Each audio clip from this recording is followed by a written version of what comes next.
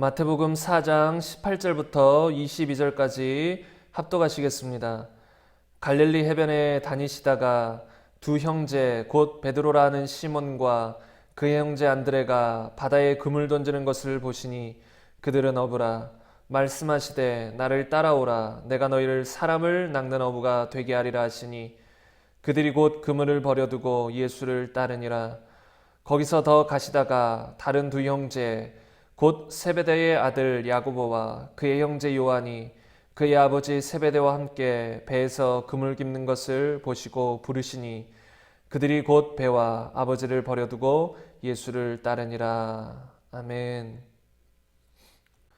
우리 신앙의 모습, 우리 신앙의 색깔, 이런 우리의 신앙에 가장 큰 영향을 준 사건 중에 하나는 처음 예수님을 믿은 사건입니다. 이해가 가세요? 우리의 지금 신앙의 모습, 우리 신앙의 색깔을 결정지어주는 가장 큰 사건 중에 하나는 첫 번째가 무엇이냐면 처음 예수를 믿은 사건이에요. 다시 말하면 처음 내가 예수님을 믿을 때 어떻게 믿었느냐에 따라서 그 사람의 신앙이 달라질 수 있다는 거예요. 물론 그 이후로 어떤 교회에서 어떤 공동체에서 함께 신앙생활을 했느냐가 또 그 사람의 신앙의 방향, 색깔, 모양을 만들어주죠. 그러니까 두 가지입니다. 어떤 교회에서 어떤 공동체에서 신앙생활을 했는지, 그리고 처음 예수님을 믿었을 때 어떻게 믿었는지, 이 두 가지가 우리의 신앙생활을 좌우하는 큰 요소가 된다는 것이죠. 왜냐하면 처음에 예수님을 믿을 때에 그냥 예수님 믿으면 천국 가요. 예수님 믿으면 죄에서 구원받습니다. 예수님이 당신을 위해 죽으셨습니다. 당신의 구세주입니다. 단지 이런 메시지만, 이런 말씀만 듣고 예수님 저도 믿을게요 하고 믿었다면 그 사람의 신앙이 올바른 신앙이 되었겠느냐는 말이에요. 첫 단추부터 잘못 끼워진 거예요. 복음을 단순히 그냥 한번 말 한번 따라하면, 지적으로 예수님에 대해서 동의하면 구원받는다, 그 정도로 믿음을 알았다면 그 사람의 신앙생활은 뻔한 것이죠. 그 후로 하나님의 진리를 제대로 깨달아 다시 마음을 새롭게 하지 않는 이상 그 사람의 신앙생활은 첫 단추부터 잘못 끼워졌기 때문에 모든 신앙생활이 다 종교적인 엉터리 신앙생활이 될 수도 있다는 거예요. 첫 단추부터 잘못 끼워졌다는 거예요. 그런데 의외로 이런 사람들이 아주 많습니다. 첫 단추부터 잘못 깬, 예수님을 믿는 것, 교회를 다니는 것, 그 출발점부터 잘못됐다는 것이에요. 제대로 된 믿음으로 출발하지 못했다는 거예요. 정말 믿음이 뭔지, 정말 예수님을 믿는 것이 무엇인지, 신앙이 무엇인지 제대로 알지도 못하고 시작했다는 것입니다. 그런데 오늘 본문 말씀을 보세요. 예수님이 제자들을 부르실 때 처음으로 한 말씀이 무엇입니까? 나를 따라오라. 내가 너희를 사람을 낚는 어부가 되게 하리라 하시니. 제자들을 부르실 때 간단하셨어요. 나를 따라오라. 내가 너희를 사람을 낚는 어부가 되게 하리라. 그런데 그때의 제자들의 반응이 어땠죠? 20절에 보면 그들이 곧 그물을 버려두고 예수를 따르니라. 22절에도 그들이 곧 배와 아버지를 버려두고 예수를 따르니라. 조금 다르게 번역하면 그들이 곧 그물을 내버려두고, 그들이 곧 배와 아버지를 내버려두고 예수를 따르니라. 우리가 크게 착각하는 것이 있어요. 하나님의 자녀가 된다는 거, 신앙인이 된다는 거, 예수님의 제자가 된다는 거, 다 같은 말이잖아요. 구원받는다는 거 다 같은 말이에요. 그런데 하나님의 자녀가 되고 구원받고 예수님의 제자가 되는 이것이 아무런 대가 지불도 없이 그냥 지식적인 동의만 하면, 예수님을 믿겠다라고 하면 구원받는 줄 안다는 것이죠. 그런데 성경을 곳곳을 다 살펴보세요. 그런 믿음은 없습니다. 그런 구원은 없어요. 누구든지 나를 따라오려거든 자기 자신을 부인하고 자기 십자가를 지고 주님을 쫓아야 한다고 하셨습니다. 다시 말하면 예수님의 제자, 하나님의 자녀, 구원받은 백성이 되려면 자기 자신을 부인하는 게 전제되어 있다는 거예요. 예수님을 믿겠다라는 그 말에는 내 자신을 부인하고 나의 주인 되신 예수님을 따라가겠습니다. 그게 포함되어 있는 것입니다. 이해되셨어요? 그냥 예수님이 구세주지, 우리 왜 십자가에 죽으셨지, 단지 그것을 동의하는 것이 아니라, 그것이 사실인 걸 인정하는 것이 아니라, 십자가에 달리신 예수님을 나의 주인으로 모셔서 내 자신을 부인하고 그분을 따라가겠다. 그분께 순종하겠다. 이게 다 포함된 것이 믿음이에요. 그래서 행함 없는 믿음은 거짓인 거예요. 죽은 것이나 다름없어요. 그것은 거짓 믿음이에요. 가짜 믿음이에요. 마귀와 같은 믿음입니다. 여기서 제자들은 그물도 아버지도 다 내버려두고 예수님을 쫓았어요. 성경은 말하잖아요. 아버지나 어머니나 자식보다 나를 사랑하지 아니하면 누구도 나의 제자가 될 수 없다. 누구도 나를 따를 수 없다. 누구도 나에게 합당하지 않는다. 다 같은 말이에요. 하나님보다 사랑하는 그 무엇이 있다면 그는 하나님께 합당한 자가 아니에요. 다시 말하면 하나님의 제자도 아니고 하나님의 자녀도 아닙니다. 예수님을 믿는다는 건 정말로 자신의 목숨까지 아끼지 아니하고 드릴 정도로 진정으로 나의 마음속에 주인 하나님으로 믿는 것입니다. 누구든지 주의 이름을 부르는 자는 구원을 얻으리라. 이 성경 말씀 아시죠? 누구든지 주의 이름을 부르는 자는 구원을 얻으리라. 맞습니다. 근데 그냥 평안할 때 주여 주여, 교회에서 주여 삼창을 하니까 주여 주여 주여, 이런 걸 말하는 게 아니에요. 그럼 마태복음 7장 21절 이하가 거짓 말씀이 되는 거예요. 하나님 말씀은 다 조화가 되게 되어 있습니다. 근데 마태복음 7장 21절 이하에 보면 나더러 주여 주여 하는 자마다 다 천국에 들어갈 것이 아니오라고 했어요. 하늘에 계신 내 아버지의 뜻대로 행하는 자라야 들어간다 그랬습니다. 근데 성경에서는 또 누구든지 주의 이름을 부르는 자는 구원을 얻으리라. 아니, 주의 이름을 부르면 구원 얻는다고 했고 또 한 곳에서는 주여 주여 한다고 또 구원을 못 받는다고 하고, 얼핏 겉모습만 보면 충돌하는 것 같아요. 그러나 전혀 충돌되는 말씀이 아니에요. 누구든지 주의 이름을 부르는 자는 구원을 얻으리라는 뜻은 내가 죽을 위협 앞에서도, 내가 신앙을 부인해야 될 그런 위협적인 상황 앞에서도, 핍박적인 상황 앞에서도 절대로 예수님을 부인하지 않고 예수님의 이름을 부르는 자가 된다는 걸 의미해요. 그런 상황에서도 주여라고 부를 수 있는 사람, 죽음의 위협 앞에서도 주여라고 부를 수 있는 사람, 자신의 온 삶의 주인을 예수님이라고 인정하면서 전심으로 주라고 부르는 사람, 그런 사람이 구원받는다는 것이지 그냥 입술로만 주여자 한다고 구원받는다는 의미가 아닙니다. 전심으로 주를 부르는 사람, 전심으로 주님을, 예수님을 주인으로 인정하는 사람, 죽음 앞에서도 예수님을 부를 수 있는 사람, 그런 사람이 구원받는 것입니다. 그게 믿음입니다.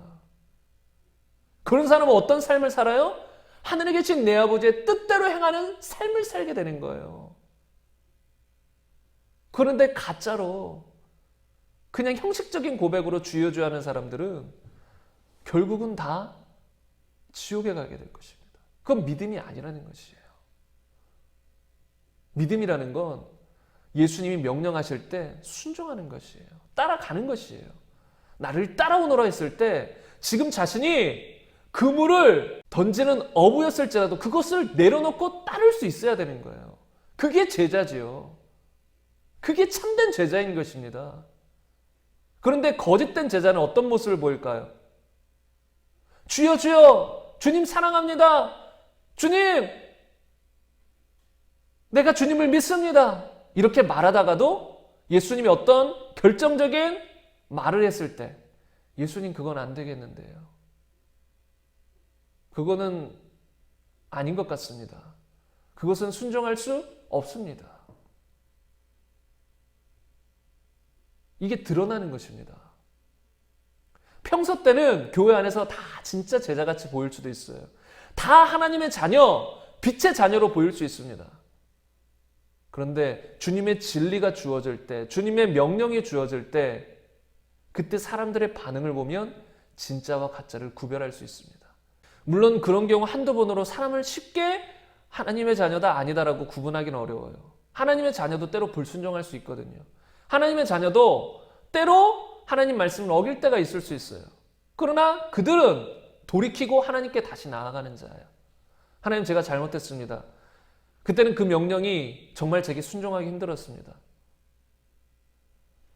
요나 선지자처럼 하나님의 명령이 주어졌을 때 극도로 그 명령을 싫어하고 부인하는 경우가 있을 수 있습니다. 그러나 정말로 하나님의 제자라면, 예수님을 믿는 사람이라면 다시 마음을 돌이키고 하나님의 말씀에 순종하는 삶을 살아가게 된다는 것입니다. 그런데 거짓된 제자는, 무늬만 크리스천인 사람은 하나님의 명령이 주어질 때, 특히 자기가 원치 않는 명령을 하나님이 하셨을 때, 그런 말씀을 듣거나 읽었을 때 계속해서 그 말씀들은 거부해버립니다. 이걸 다르게 표현하면 자기에게 좋은 말씀만 받아들인다는 거예요. 하나님의 모든 말씀을 진리로 여기고 받아들여 순종하는 것이 아니라 자기의 귀에 듣기 좋은 것만 받아들이는 것이에요. 교회에 와서도 다 다릅니다. 어떤 사람은 선포되는 모든 하나님의 말씀을 아멘으로 받아들이는 사람이 있는가 하면, 어떤 사람은 자기의 귀에 듣기 좋은 것만 아멘으로 받아들입니다. 그리고 자기의 마음에 거부감이 들거나 부대끼는 말씀들은 다 무시해버립니다. 다 잊어버립니다. 다 흘려보냅니다. 한두 번이 아니라 삶의 모습 자체가 그래요. 그러면 그 사람은 구원받은 사람일까요?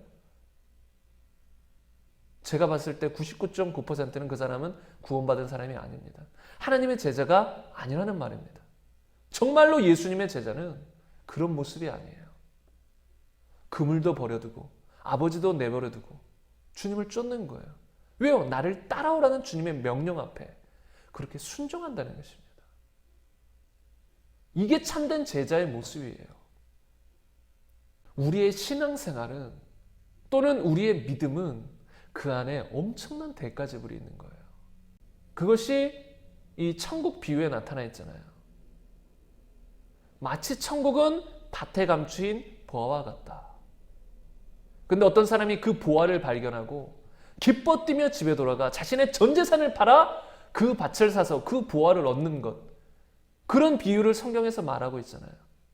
천국은 마치 밭에 감춘 보화와 같아요. 근데 그 보화를 사기 위해선, 얻기 위해선, 다시 말하면 천국을 얻기 위해선 무엇이 필요해요? 자신의 모든 것이 필요한 거예요. 이것을 조금 다르게 표현하면 전심이 필요한 거예요. 온 마음이 필요한 거예요. 부분적으로 주님께 마음을 드리고 부분적으로 주님께 삶을 드리는 거,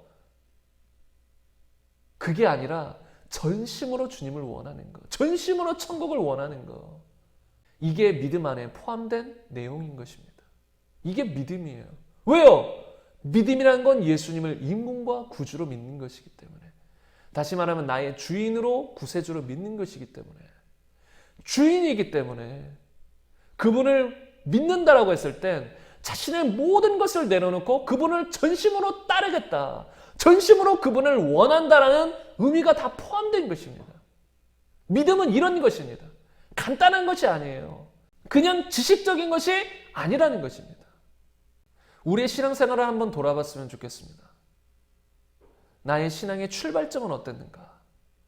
나는 예수님을 믿을 때 정말로 이런 복음의 메시지를 듣고 정말로 내 자신을 부인하고 예수님을 따르겠다는 결단으로 예수님을 믿었는가?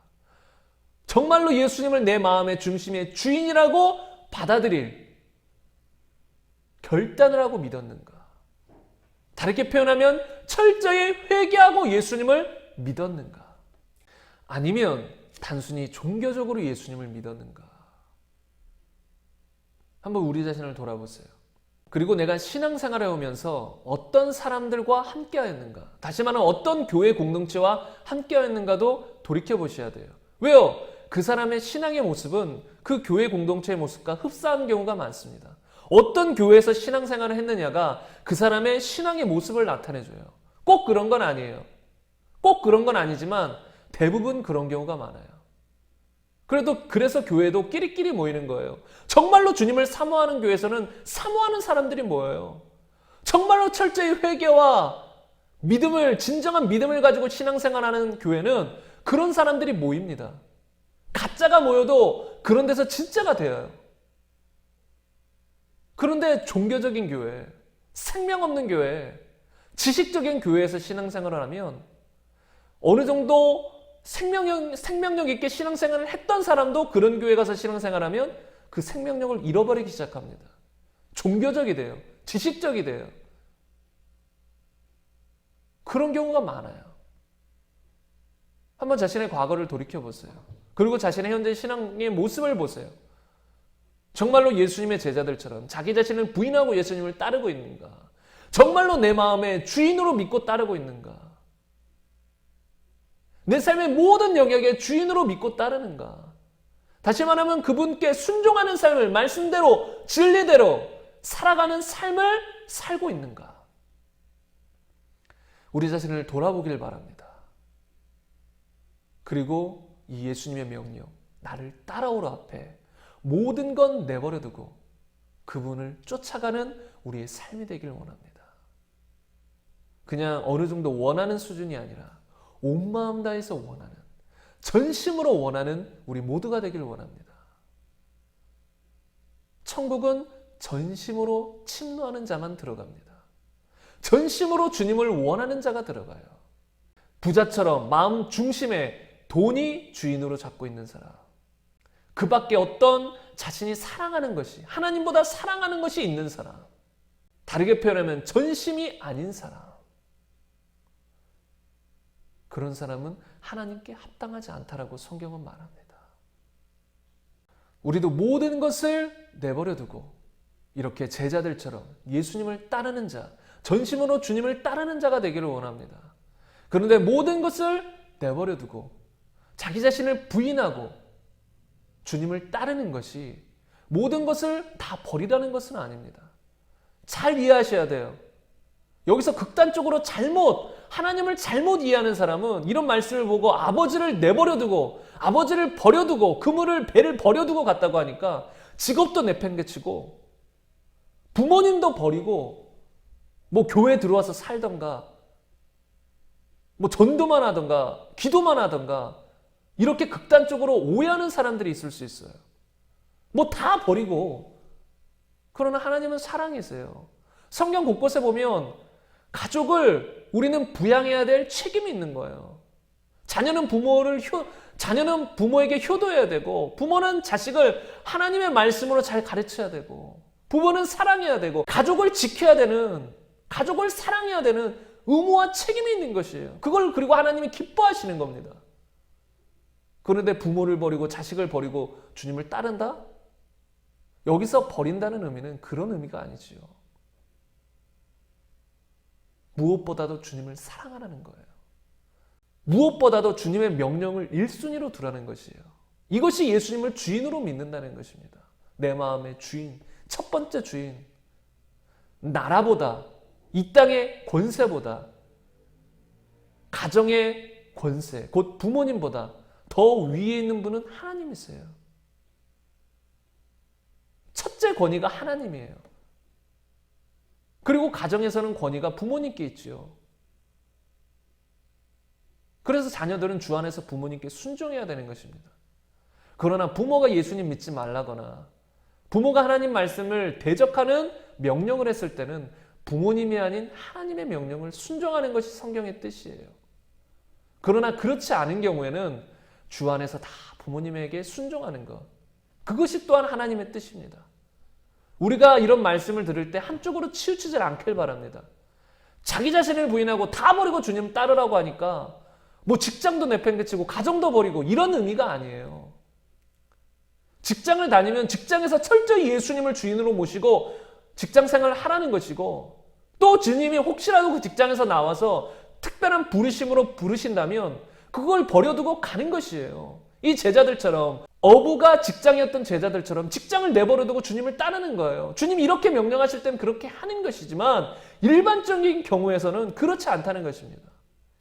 일반적인 경우에서는 자기가 있는 그 처소에서 충성하며 하나님을 섬기듯 이웃을 섬기며 사랑하며 그곳에서 빛과 소금의 역할을 감당하는 것입니다. 그래서 우리가 이런 말씀을 들을 때 이렇게 균형 있게 우리의 중심을 잡되 내가 주님보다 사랑하는 것, 주님이 이런 명령이 있을 때 그 명령에 온전히 순종하지 못한 경우들이 계속 있어 왔다면 그 순종하지 못하는 그것이 그의 주인일 수 있는 거예요. 그래서 그런 것이 있다면 회개하시고 이 시간 돌이키며 주님 앞에 나아갔으면 좋겠습니다. 전심으로 우리를 사랑하셔서 이 땅에 있을 때 전심으로 우리를 구원하기 위해 십자가까지 지신 예수님, 나의 주가 되기 위해서 죽으시고 부활하신 예수님 앞에 우리의 삶을 드리며 중심을 드리며 나아가길 원합니다. 주님 앞에 모든 것을 드릴 때 그 안에서 참된 만족과 행복을 얻게 될 것입니다. 어떤 사람들은 이걸 두려워하죠. 다 내려놓고 온전히 주님께 드리는 것을 오히려 두려워해요. 오히려 불행할까 봐 무엇을 붙잡고 있는 거예요. 그러나 아닙니다. 속고 있는 것이, 모든 걸 내려놓고 온전히 주님 앞에 드리면 이전에는 느껴보지 못했던 은혜와 평강이, 사랑이 넘칩니다. 그리고 이 땅에서도 영혼이 잘 되면 그 밖에 범사도 잘 되는 은혜를 주십니다. 아무튼 우리가 예수님을 믿는다는 것은 전심으로 믿는 것이에요. 모든 걸 내버려두고 주님을 따르는 것이에요. 무엇보다 주님을 사랑하는 것이, 그게 진정한 믿음입니다. 우리 이렇게 신앙생활하기를 간절히 소망하며 하나님, 저도 우리 가정도 우리 이웃들도 우리 교인들도 모두 그렇게 신앙생활을 하기 위해서 이 시간 주여 한번 외치고 기도하길 바랍니다. 이 시간 오늘 말씀 생각하시면서 정말로 이 말씀이 그냥 듣고 흘려버리는 말씀이 아니라 정말 나에게 실제가 되고 내 마음에서 열매 맺히는 그런 말씀 되게 하여 주옵소서. 이 시간 주여 한번 외치고 기도하기